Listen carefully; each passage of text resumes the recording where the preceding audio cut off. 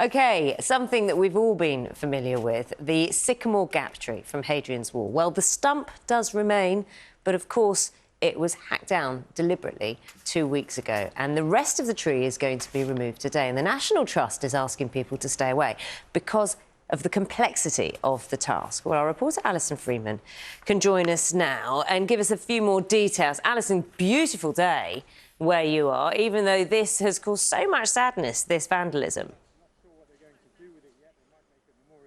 Yeah, I mean, it is a glorious day. We haven't had a clear day like this in weeks, actually. The sun is shining so clear. We've had the first frost of the year. But this is, as you say, a really, really sad day. Hundreds of years of history finally coming to an end, if you like. I'm sure you can see in the distance the remainder of the Sycamore Gap tree. Yesterday, we watched as branches were removed, as they stripped that trunk down to make today's operation a lot easier.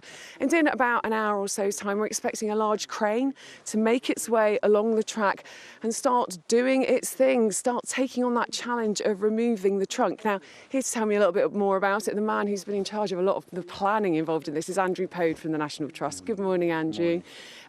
Just tell us, how much of a challenge has it been? You know, it's been there for 2 weeks now. How much of a challenge is this? It's been a huge challenge, but it's been a real collaborative effort between the partners on the wall here, particularly the National Park and Historic England. Have been a huge help in pulling the plans together. So, you know, we've explored all the options, but we believe we've come up with the safest plan for the people who are going to be doing the work, but also, and importantly, the wall itself. The last thing we want to do is cause any more damage to the monument in removing the tree. You also want to protect what's there of the tree, don't you? I understand that, you know, you're going to try and take it away in as few chunks as possible. Is that right? Yeah, it's a multi-stem tree, so we are going to need to reduce it slightly. But what we don't want to do is restrict our options for the future. So we want to keep it in as large pieces as we possibly can, and then we can then go on to do some consultation, some collaborative work with partners again, and with the local community and the public, and come up with a way of memorialising the tree longer term. Look, you've worked on this tree for, you know, with this tree for 35 years or so. Have you been surprised by the amount of sadness that there has been? It is quite remarkable. I mean, you know, for us working here, we do feel like we've lost a family member in doing this, but it's, you know, it's had its Hollywood career back in the 90s.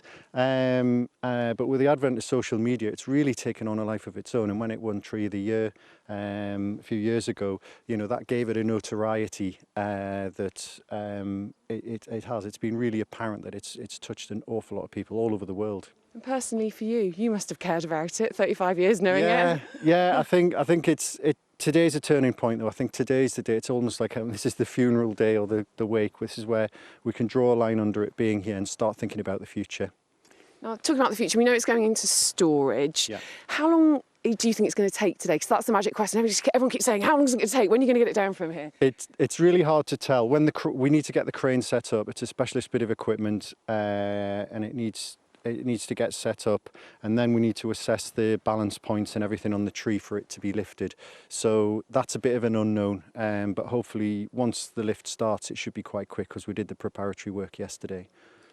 Good luck today, Andrew. Thank you very much. Well, the National Trust and the National Parks are asking people, I'm sure you want to come and see it, but try and stay away today, and then they'll be looking at what the plans can be for this gap now for the future. Naga. Alison, thanks so much. You know, it's something that definitely people are going to be talking about because it was such an iconic image, wasn't it? It's such a thing to behold. So perhaps you've got ideas of what should be done with the rest of the tree, how it should be used. You can get in touch with us on breakfast. Quite a sombre day, as I was saying there. People are being asked not to come along and sort of get in the way of this big operation. But we still don't know yet what's going to happen to the tree or what's going to happen to the gap, really. Naga, Charlie. Alison, thanks so much. Yeah, we'll keep an eye on things, obviously.